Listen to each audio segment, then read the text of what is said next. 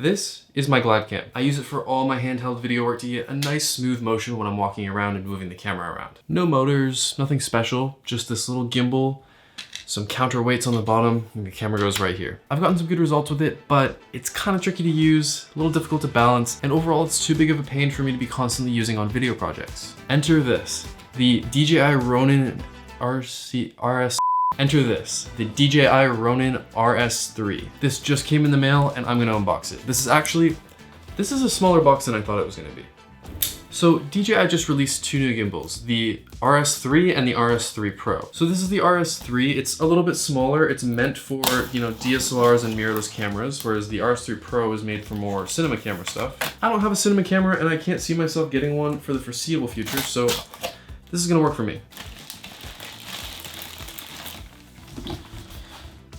This is honestly way smaller than I thought it was gonna be. So I got the combo unit, which comes with a few extra little accessories, including the extra handle to put it into briefcase mode, and I think a follow focus wheel, which I can control remotely from the gimbal, which I think is really cool because autofocus, while it's great on cameras like the R6, like right now it's tracking my eyeball, not just my face. It can find my eyeball. Especially when I'm moving around a lot and I'm maybe passing through something in the foreground, it tends to lose track of focus. So if I could use the gimbal and also focus remotely with my hands without leaving the gimbal, that's gonna be really cool.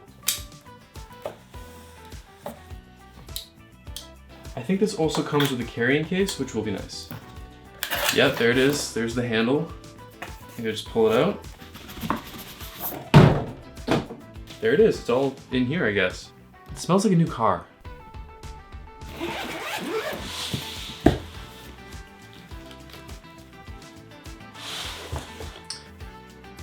Whoa, this is compact. I guess the handle is detached yet, that's why. And we got some accessories. This looks like the rail for the follow focus. Screw thingies. There's the gears for the follow focus. Don't know what this thing is. Wow, this case is robust and it has a lot of storage in it. Look at this. The gimbal goes over here and then look at all these little pouches. They're all full of stuff. Okay, here's the second handle. Here's the battery that also acts as part of the handle. And then the little tripod bit at the bottom. So this goes on the bottom and then you can put it out like this and the gimbal can sit flat on something when you're not using it. Quick release plate. Oh, here we have the follow focus motor. And that's everything in here. Just so we're clear, I will be doing a full video on this and a whole comprehensive review, but this is not that video. Today I just want to take a look at it and give you my first impressions. Firstly, I'm a big fan of this case. I was a little worried because right now my video setup is pretty compact. I fit basically everything I need in the backpack that I carry on my shoulders, and I was worried that getting a gimbal would mean carrying around another big case, but this is not bad at all. This is like the size of my torso and it fits everything. So I'm very happy with this. It's a nice hard shell. And it really does smell like a new car. I don't know what's up with that DJI. To be clear, DJI didn't send me this. I did spend my own money on this. I wish I was at the point where DJI was sending me products, but no. Okay, so I understand this is the battery here, and then it's part of the grip as well. So it looks like we put this in here, okay, and then lock it. Okay, so it has this nice little locking mechanism here to release the battery because the battery is also part of the handle. You don't want that falling off. Also, I'm not reading the instructions, by the way. I'm just kind of going for this, so we'll see what happens. So we can use this as a secondary grip, kind of hold it like this, I think, or I can just take it off completely, but I don't really see why I would do that. And this is, I think, a feature about this. I could be wrong because I don't have the RS2, or is it the RC2? I don't have any other gimbals, so I could be wrong, but I'm pretty sure this locking feature is a new thing. You can automatically get it to lock in this position when you turn it off. So this right down here, this is the wheel that you can control the follow focus with. So I think you can set this up to do other things too. If you plug this right into your camera, I think depending on the camera you have, you can change certain controls. You can stop, start recording. There's actually a button on the back for the recording.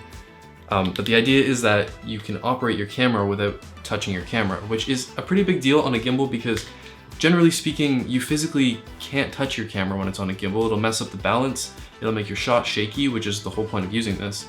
So usually you can't change focus, you can't change camera settings on the fly. It's very difficult to interact with the camera when it's on a setup like this. So having all these different buttons and knobs and switches on here makes this way better. Ready for the peel? Ah, nice and clean.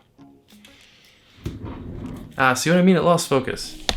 This is why having an intuitive follow focus wheel here is gonna be really nice. That way, if I miss focus, it's my own fault and not the camera just being finicky. So this here is the gear. This is gonna go around the lens, and then this focus motor here is going to go around the gear, and then I can electronically control it. This is the second handle here. It's adjustable, which is nice, so I can set it up exactly how I like it. I'm gonna be honest with you guys. This just arrived at my door and I just started recording because I was excited. I didn't prepare for this video at all. So that's why my hair's kind of a mess and my shirt's covered in cat hair. You guys are just gonna have to deal with it, sorry. Okay, so, oh, this is nice. So there's a mount for this, if I can figure out how to use it. There's a mount for this handle. There's one on this side and this side, so I can switch it up. I'm trying to figure out how this actually goes on here. There we go, okay. So now we got both these handles on here. Look how cool this looks. I just realized I was holding it upside down. But the point being, you can adjust this handle. I also just noticed this handle has a hot shoe mount and a little tripod screw hole on it as well. The bad part about a video like this is I still only have this one camera, so I can't really show you the mounting and balancing right now. I'm gonna have to stop this camera, set it up, and then do it. So I'm just gonna cut to some clips of me actually trying this thing out now.